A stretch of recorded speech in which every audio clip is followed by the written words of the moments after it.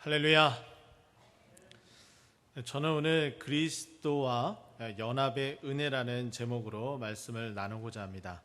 여기서 그리스도와 연합이라는 뜻은 그리스도와 하나됨을 이야기를 하고, 그리스도와 하나됨은 바로 예수 그리스도를 믿는 것이라고 표현을 해보고 싶습니다. 그러면 다시 말해서 예수 그리스도를 믿음으로 말미암아 우리에게 주시는 그 은혜, 그 과정과 주어지는 특혜, 그것이 무엇인지 오늘 본문을 통해서 보도록 하겠습니다. 이제 무더위가 이제 기승을 이제 마지막까지 이제 펼칠 날이 다가왔습니다. 여러분 혹시 휴가 다녀오셨습니까? 아니면 휴가를 계획 중에 계십니까? 휴가를 다녀와도 또 가고 싶은 게 휴가죠. 그리고 휴가에 기대감이 있어서 들떠 있는 것이 우리들의 또 마음이 아닐까 저는 생각해 봅니다. 오늘 본문은 바로 휴가지와 같은 느낌이 드는 장소적인 배경을 소개해 주고 있는데 바로 바닷가다라고 이야기를 합니다. 벌써 입이 쫙 벌어지죠. 근데 사람이 많은 바닷가는 그리 좋은 것 같지는 않습니다. 사람의 인파로 인해서 많이 부딪히고 그리고 어디든지 그 바닷가 피서지에 그 바가지를 씌우는 그 지역 상권들의 어떤 문제들이 있기 때문에 그렇게 유쾌하지만 않은 것 같습니다. 또 오늘 본문의 이 내용도 그렇게 썩 좋은 환경 가운데 그 의미가 내포되어지는 바닷가는 아닙니다. 오늘 본문 보게 되면은 예수께서 다시 바닷가에라고 표현을 하고 있습니다. 이 다시라는 표현은 먼저 바닷가에 간 적이 있음을 우리에게 알려주고 있습니다. 그러면 이 마가복음에서는 과연 어떻게 이 바닷가에 첫 번째 예수님께서 가셨다가 다시 바닷가에 등장하는지 우리는 살펴봐야 되는데, 이 병행구절이라고 표현되어지는 오늘의 기사가 나타나고 있는 마태복음 9장과 그리고 누가복음 5장에는 과연 그 전으로 이제 살펴보아서 과연 바닷가는 어떠한 곳에서 어떠한 일들이 있었는지 살펴보면은 답은 이렇게 나옵니다. 마가복음 1장에 언급이 되는데요. 예수님께서 바닷가에서 그물을 깁고 있는 제자들을 부릅니다. 그것은 우리가 잘 알고 있는 것처럼 베드로와 야고보와 요한, 바로 그들을 부르는 장면이 바로 마가복음 1장에 언급이 되어집니다. 그러고 나서 예수님께서는 그 이후에 그 사람들에게 다가가서 사역의 현장에서 기적을 베푸는 일들이 있는데, 먼저는 더러운 귀신 들린 사람을 쫓아내는 일들을 행하고요. 그리고 나서는 회당에 이제 들어가서 있다가 나와서는 바로 열병이 걸려져 있는 베드로의 장모를 치유하는 사건이 나타나게 됩니다. 그리고 나서 예수님은 나병 환자를 고치시고, 그리고 2장 초반부에 들어가서는 중풍병자를 치유하셔서 바로 깨끗하게 하는 일들이 바로 나타나게 됩니다. 그리고 나서 예수님께서 이렇게 치유하는 기적의 사건들을 다 버리고 나니까는 사람들이 무수히 많이 따라오기 시작을 한 거예요. 그래서 그들을 피해서 간 곳이 바로 바닷가였는데, 하필이면은 사람들이 더 많이 붐빌 수 있는 바닷가였습니다. 오늘 본문에는 그 바닷가가 어디 있는지 언급이 되어지지 않지만은 병행구절인 이 다른 복음서를 살펴보게 되면은 바로 이곳이 가버나움 해변가임을 우리는 알 수가 있습니다. 이 가버나움 해변가는 유대의 땅에 바로 세금을 걷는 중요한 세 곳의 요충지가 있는데 그곳 가운데 하나입니다. 다른 한 곳은 가이사랴라는 곳이고, 그리고 다른 한 곳은 여리고라는 곳입니다. 이 두 곳은 다 교통의 요충지로서 사람들이 오고 갈 때에 그들이 가지고 있는 물건, 사람의 수와 관계없이 세리들은 늘 그들에게 지나가는 통행세를 물기 시작을 하고 그 많은 세금을 징수를 하여서 자기도 이익을 취하고 그리고 로마에게 상납을 하는 일들이 있었습니다. 이들의 명령을 따르지 않으면은 그만큼 나쁜 안 좋은 혜택을 받기 때문에 우여곡절 그리고 울며 겨자 먹기 식으로 이들의 말을 따라야 되는 그런 상황이었습니다. 바로 그 바닷가 근처에 세리로서 세금을 징수하기 위해서 앉아있는 한 사람이 오늘 본문에 소개가 되어지고 있습니다. 14절 말씀 보니까 예수님께서 지나가시다가 알페오의 아들 레위가 세관에 앉아 있는 것을 보시고 라고 되어져 있는 것처럼 바로 세관에 앉아서 지나가는 사람의 세금을 착취를 하고 그리고 그로 말미암아 유대인들의 원성을 사고 있는 것이 바로 레위의 모습이었습니다. 그런데 이 레위의 모습을 예수님께서 보시고 14절에 보면은 첫 번째로 뭐라고 얘기하시냐면 나를 따르라 라고 이야기합니다. 그래서 그리스도와 연합의 그 은혜는 저는 첫 번째 이 구절을 들어서 바로 하나님께서 우리를 부르십니다. 예수님께서 레위를 부르셨던 것처럼 하나님께서 직접 우리가 있는 곳곳에 찾아오셔서 우리를 먼저 부르신다는 거예요. 그래서 우리를 믿음의 사람으로 나아갈 수 있도록 만들어 주시는 것이 가장 큰 첫 번째 은혜입니다. 여러분이 이곳에 예배드리러 앉아 있습니까? 왜 앉아 있을까요? 바로 하나님께서 여러분들을 불러주셔서 바로 이 자리에 앉아 있을 수 있는 겁니다. 그러니 예배드리는 것 자체가 예배드리는 것 그 자체만으로도 아주 큰 은혜다라고 말할 수 있겠죠. 여러분 그렇게 믿으십니까? 그렇다면은 이 안에서 흘러 넘쳐지는 하나님의 특별한 사랑을 더욱더 이 예배를 통해서 받는 여러분 되시길 예수 그리스도의 이름으로 축원드립니다. 바로 그렇게 부르셨는데 이 부르심은 그냥 부르심이 아니라 바로 죄인을 부르셨기 때문에 더욱더 특별함이 있습니다. 마지막 17절 말씀 보면은 예수님께서 이렇게 이야기합니다. 죄인을 부르러 왔노라 라고 이야기해요. 예수님께서는 의인을 부르러 온 것이 아니라 죄인을 부르러 오셨다고 이야기합니다. 특별히 지금 이 말을 듣고 있는 레위는 더더군다나 바로 죄인 취급을 특별하게 더욱더 받았던 사람입니다. 왜냐하면 금방 세리로서 무거운 세금을 징수하였던 이 일들, 그리고 적국인, 그리고 자신들의 그 나라를 속국으로 만들어버린 대로마 제국에 세금을 갖다 바치는 반역적인 일들을 하는 것이 바로 레위의 일이었기 때문에 유대인들로서는 바로 레위가 탐탁치 않았습니다. 그런데 그 레위를 예수님께서 직접적으로 찾아가서 부르신 거예요. 이 얼마나 큰 은혜입니까? 그랬더니 레위의 반응은 아주 간단했습니다. 그 부름에 그대로 순종하고 따른 모습을 우리는 알 수가 있습니다. 병행 구절인 누가복음 5장에는 이 모습을 어떻게 설명하냐면은 바로 이 레위가 자신이 가지고 있는 모든 재산을 다 내어버리고 예수 그리스도를 따라갔다라고 소개를 하고 있습니다. 예수님을 따라갈 때에 우리가 가지고 있는 것을 다 내어 던진다면 여러분 그것이 손해겠습니까? 아니면 그것으로부터 새로운 이익이 발생할까요? 여러분 생각해 보셨습니까? 예수님께서 제자들을 부르실 때에 바로 제자들의 모습은 배를 버려두고 그물을 버려두고 그리고 자신의 가족들을 버려두고 나아가는 모습을 볼 수가 있습니다. 그것 때문에 베드로의 장모도 우라통이 터지는 열병이 걸렸다라고 우리는 알 수가 있고요.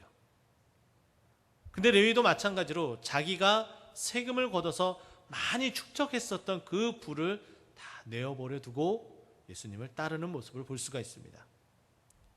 그리고 뿐만 아닙니다. 레위는 세리였지만은 세리장으로 언급되어진 누가복음 19장에 나타나는 삭개오는 세리장이었습니다. 세리들 중에서도 장이었는데 자신이 잘못 거둬들인 세금이 있다면은 4배나 갚겠다라고 이야기하며 자신의 것을 다 비우려고 하는 모습을 볼 수가 있습니다. 바로 우리 예수님께서 그리고 우리 하나님께서 각각의 여러분의 이름을 부르셨을 때는 세상에 가장 값진 것과 여러분을 바꾸려고 하시는 거예요.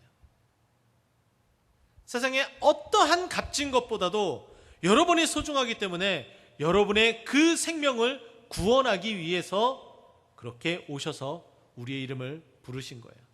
나를 부르신 거죠. 바로 그 부르심에는 구원이 있음을 여러분 믿으시기 바랍니다. 그래서 이 예배에 나올 때마다 여러분 그 구원의 감격으로 하나님 앞에 예배 드려야 하셔야 되는 거예요. 마지막 때에 또 어떤 일이 벌어집니까?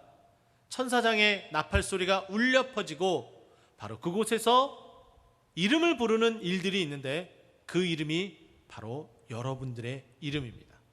그 이름을 부를 때에 호련히 성경에 말씀한 것처럼 우리가 들려 올려져서 구원받게 됨을 여러분 믿으시기 바랍니다.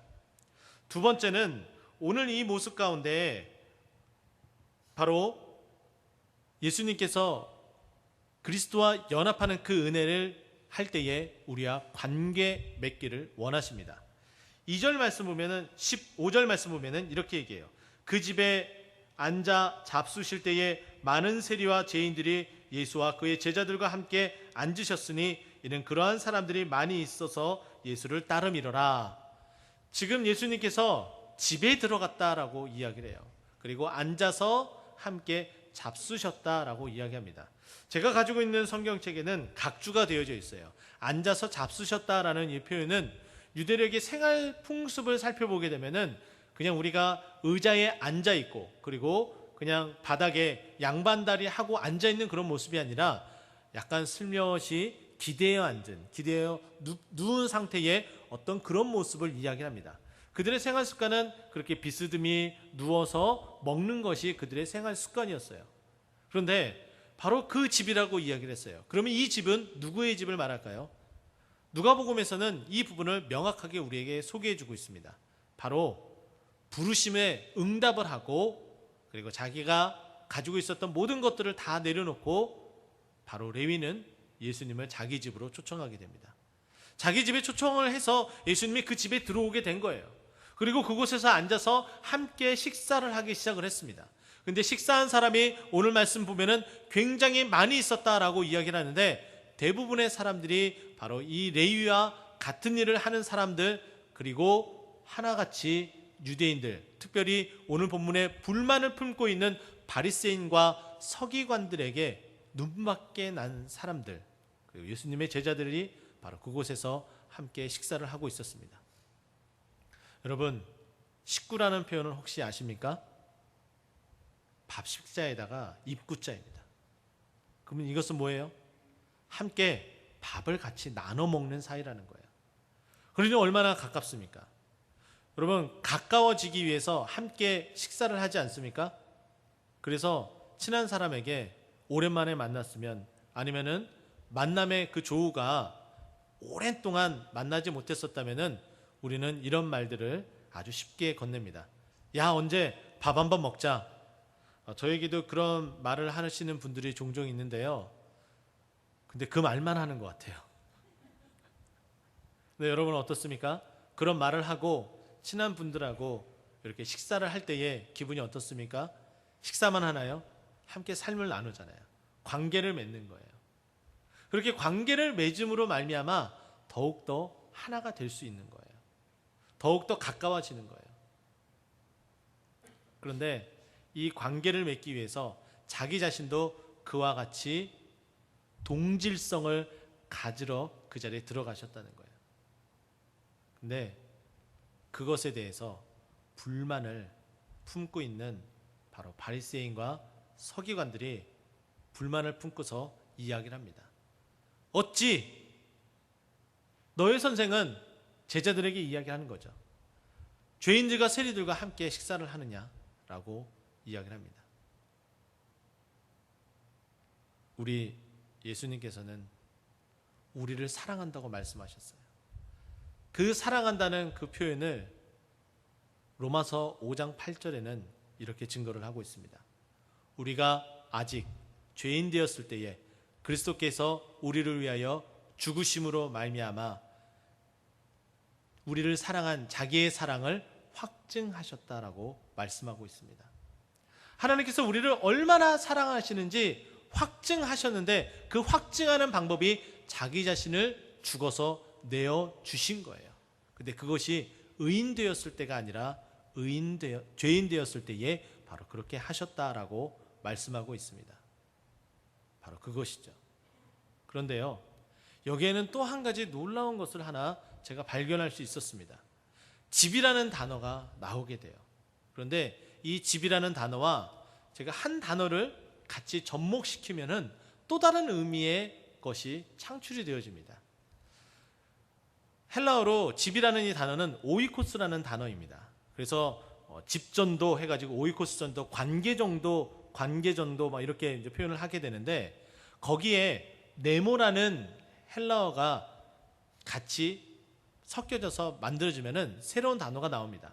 근데 이 헬라어 네모는 어떤 의미를 가지고 있냐면은 동사인데 다스리다 그리고 관리하다라는 의미를 가지고 있어요. 그래서 이 두 단어가 합쳐져서 만들어진 새로운 단어는 오이코노 노모스라는 단어가 만들어지게 돼요. 근데 이 단어는 어떠한 뜻을 가지고 있느냐? 바로 집과 그리고 관리하다, 다스리다라는 그 의미가 합쳐져서 청직이라는 단어가 새롭게 만들어집니다. 여러분, 예수님께서 굳이 그 집에 들어가서 식사하며 관계를 맺는 이유는 무엇일까요? 바로 우리를 하나님의 일꾼으로 삼으시기 위함이었다는 거예요. 우리를 청직이 삼아주시기 위함이었다는 거예요. 성경을, 사복음서를 잘 살펴보게 되면은 예수님께서 행하신 행적이 좀 독특함이 있습니다. 예수님께서 어떤 사람을 그냥 고쳐주고 그냥 지나가는 일들이 있어요. 그러나 예수님께서 그냥 고쳐주시는 것뿐만 아니라 특별히 집에 유하면서 살아갔었던 며칠의 시간들이 성경에 소개되어지는 일들이 있습니다. 바로 특별하게 사랑을 받았던 나사로의 집에 가서 며칠을 유하는 장면이 나오고요. 그리고 또한 사마리아 성에서도 며칠을 유하면서 그들에게 복음을 전하는 모습도 발견할 수가 있습니다. 금방 설명드렸던 삭개오도 내가 오늘 내 집에 유하여야겠다라고 말씀하고 있습니다. 예수님께서는 정말 특별한 경우는 이렇게 관계를 맺으면서 그 집에 들어가서 유대 관계를 더욱더 많이 갖는 모습을 알 수가 있어요. 사랑이 있기 때문이죠. 더욱더 깊은 관계를 맺고 싶었기 때문이죠. 그러나 오늘 본문에서는 저는 그렇게 발견을 했습니다. 뭐냐면은 예수님께서 이 레위와 관계하려고 했었던 이유 가운데 하나는 바로 예수님께서 이 레위를 어떻게 해요? 일꾼을 만들기 위해서라는 거예요. 하나님의 12제자, 예수 그리스도의 그 12제자를 세우기 위해서 바로 더 깊은 관계로 들어갔다는 거예요. 저는 여러분들에게 이렇게 말씀드리고 싶어요. 딱 한 번의 예배로서 내 신앙생활 본분을 다 했다라고 말씀하는 분들이 없었으면 좋겠습니다. 기도생활도 하셔야 되고요, 성경도 읽으셔야 되고요, 그리고 하나님이 기뻐하시는 교회를 세우는 봉사, 섬김도 있어야 된다는 거예요. 그렇게 점점점 하나님과의 깊은 교제와 관계를 통해서 하나님은 여러분들을 일꾼 세우시는 거예요. 여러분들이 교회 안에서 직분을 받으셨습니까? 집사입니까? 안수 집사입니까? 권사입니까? 장로입니까? 그렇다면은 하나님과 더욱더 깊은 관계 가운데 들어가셔야 돼요. 그렇게 더욱더 깊은 관계 가운데 들어가셔서 어떻게 해요? 청지기의 그 일을 잘 감당하셔야 된다는 거예요. 우리 교회 임직투표가 끝났습니다. 그리고 임직자 훈련이 계속되어져요. 청지기로서 세움을 받는 것이죠. 하나님과의 깊은 관계를 통해서 그 일이, 그 직분이 무엇을 말하고 무엇을 해야 되는지 더욱더 깨닫고 그 직임을 다하며 그 은혜 가운데 살아가는 저 여러분 되기를 예수 그리스도 이름으로 축원드립니다. 세 번째는 바로 바리새인과 서기관들이 예수님을 옥죄이려고 그 제자들에게 내 스승은 왜 죄인과 세리들과 함께 식사를 하느냐 이야기를 했다고 말씀을 드렸습니다. 그랬더니 예수님께서 그것을 들으시고 반응하는 모습이 17절에 언급이 됩니다. 예수께서 들으시고 그들에게 이르시되 건강한 자에게는 의사가 쓸데없고 병든 자에야 쓸데 있느니라. 나는 의인을 부르러 온 것이 아니요 죄인을 부르러 왔노라 라고 말씀합니다. 저는 이 부분의 이 내용을 여러분들에게 해석해 드리지는 않겠습니다. 왜냐하면 너무나 분명한 내용이고 그리고 더 이상 설명이 필요 없는 내용이기 때문이에요. 그러나 저는 이 내용 이 자체만을 가지고 여러분들에게 말씀드리고 싶은 것은 그리스도와 연합하여 우리에게 주시는 은혜는 바로 우리를 위해서 변호해 주신다는 거예요. 예수님에게 직접 이야기하지 않았습니다. 예수님의 제자들에게 질문을 던진 거였어요. 근데 예수님께서 그것을 들으시고 제자들, 그리고 심지어는 그 자리에 있는 바로 레위에게 변호를 하고 있습니다. 뭐라고 이야기해요? 내가 이들을 위하여 왔기 때문에 내가 이들과 함께 있는 것은 너무나 당연하다. 근데 너희도 죄인들 아니니? 근데 너희는 스스로가 죄인이라고 말하지 않는구나 라는 의미까지 여기에 다 내포되어져 있는 거예요. 예수님께서 우리와 연합하여서 우리를 부르시고 그리고 우리에게 관계를 가지면서 직분을 주셨다면 이제는 우리가 생활하는 가운데 우리의 삶 속에서 우리가 억울한 일을 당하고 그리고 죄인 되었을 때에 바로 사단 앞에서 하나님 앞에서 어떻게 해요? 우리를 위해서 변호해 주시겠다라고 말씀하고 있는 거예요. 요한일서 2장 1절은 우리에게 이렇게 말씀하고 있습니다.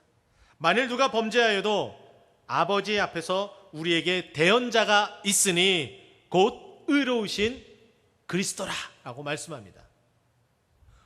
만일 누가 범죄하여도 아버지 앞에서라고 이야기해요. 하나님 아버지 앞에서 어떻게 해요?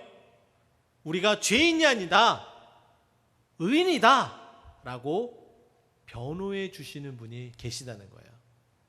근데 그 변호해 주시는 분이 바로 의로우신 예수 그리스도다라고 말씀하고 있는 거죠. 뿐만 아닙니다. 시편 140편 12절 말씀 보면 내가 알거니와 여호와는 고난당한 자를 위하여 변호한다라고 말씀하고 있어요. 우리가 고난당하는 이유는 우리의 죄 때문이 아니라 그리스도를 위해서 헌신하다 보니까, 그리스도를 위해서 정말 많은 것을 내어주다 보니까 오해도 살 수도 있고 그리고 다른 사람들에게 잘못 보일 수도 있잖아요. 많은 사람들이, 교회를 싫어하는 자들이 우리를 능욕하고 우리에게 손가락질 할 수가 있잖아요. 근데 그들 앞에서 어떻게 해요? 우리가 그런 고난을 당할 때에 우리를 위해서 변호해 주시겠다라고 말씀하고 있습니다. 세상에서 가장 억울한 일은 법정에 서는 일이에요. 내가 죄를 범하지 않았을 때라면 더더군다나 그러죠. 근데 그거보다 더 비참하고 더 억울한 것은 나를 위해서 변호해 줄 변호인단을 꾸릴 수가 없을 때 더욱더 비참해집니다. 어떤 사람은 돈이 많아서 승소를 많이 한 로펌을 사고 그래서 무죄를 받기도 합니다. 그러나 어떤 사람은 정말 무일푼이어서 국선 변호사를 선임할 수밖에 없는 안타까운 가운데도 처하는 사람들을 볼 수가 있습니다. 그러나 우리는 그런 안타까운 사람이 되지 않는데요. 우리에게 있어서 하나님 앞에 그리고 그 재판에 최고의 승소할 수 있는 그 능력이 있는 변호사, 대언자 예수 그리스도께서 우리를 위해서 변호해 주고 계시기 때문이에요. 레위는 그리고 제자들은 예수님의 이 대언의 이 목소리를 듣고 얼마나 가슴이 뭉클하고 따뜻함을 느꼈겠습니까? 바로 그것이죠. 저와 여러분은 이 하나님의 은혜에 살아가야 됩니다. 저는 오늘 이 레위를 부르는 이 말씀을 통해서 이렇게 세 가지를 한번 찾아봤습니다. 바로 첫 번째는 그 레위의 이름을 부르셨다는 거예요. 부르심은 바로 우리를 구원하기 위함이라는 거죠. 그런데요, 이 구원은 우리에게 거저 주시는 하나님의 선물입니다. 레위의 그 이름이 뒷장에 마가복음 3장 18절에 들어서는 마태라고 소개해 주고 있습니다. 왜 그렇게 이야기를 했을까요? 예수님께서 바로 제자들을 부르시면서 이름을 더하는 일들이 있었어요. 마가복음 3장 16절에는 바로 시몬을 부르면서 나중에 그 이름을 더하여 게바다 베드로다 하였고, 그리고 마가복음 3장 17절에 들어가서는 세베대의 아들 야고보와 요한에게 우레의 아들이라는 보아너게라는 그 이름을 더하셨다라고 이야기해요. 오늘 본문은 레위라고 계속해서 설명하고 누가복음도 레위라고 계속 설명을 합니다. 그런데요, 마태복음은 자기 자신을 부름을 표현을 할 때에 레위라는 표현을 쓰지 않습니다. 뭐라고 이야기하냐면 자기 자신을 부를 때에 처음부터 이 기사를 써내려갈 때 마태라고 계속해서 언급을 합니다. 근데 놀라운 것은 마태의 이름의 뜻이 무엇이냐면은 바로 하나님의 선물이에요. 에베소서 2장 8절은 우리에게 그렇게 이야기를 하죠. 은혜로 말미암아 그 은혜로 인하여 믿음으로 말미암아 구원을 받았으니 이것이 너희에게서 난 것이 아니요 하나님의 선물이다라고 얘기해요. 우리를 이렇게 부르시고 구원의 은혜의 선물, 그 이름도 레위에서 마태로 바뀌어주시는 그 은혜, 그리고 또 우리를 부르셨습니다. 그리고 관계를 맺으셨어요. 그 관계는 다른 어떤 것이 아니라 우리를 일꾼 삼아 주시기 위해서 식사도 하시며 그 집에 머무르셨습니다. 그래서 청직이라는 그 직임을 우리에게 더하시려고 하고 계신다는 거죠. 마지막에는 우리를 변호해 주신다라고 말씀하고 있습니다. 우리가 어려운 일을 당할 때에 바로 그렇게 우리를 위해서 변호해 주시고 우리를 감싸 주시고 사랑해 주시겠다라고 말씀하고 있습니다. 오늘 이렇게 레위의 이야기를 했습니다. 그런데 레위의 이름의 뜻은 창세기에 나와 있는 것처럼 연합이라는 뜻을 가지고 있습니다. 제가 오늘 설교 제목을 그리스도와 연합의 은혜라고 지었어요. 바로 레위의 이름 때문에 우리가 그리스도와 연합하는 것, 우리가 그리스도와 레위하는 것은 바로 하나님의 크신 은혜고 우리를 구원함이고 우리를 일꾼으로 세우기 위함이고 우리를 사랑해서 끝까지 변호해 주시기 위함이라는 것을 꼭 믿고 이 은혜 가운데 살아가는 저 여러분 되기를 예수 그리스도의 이름으로 축원드립니다. 기도하겠습니다.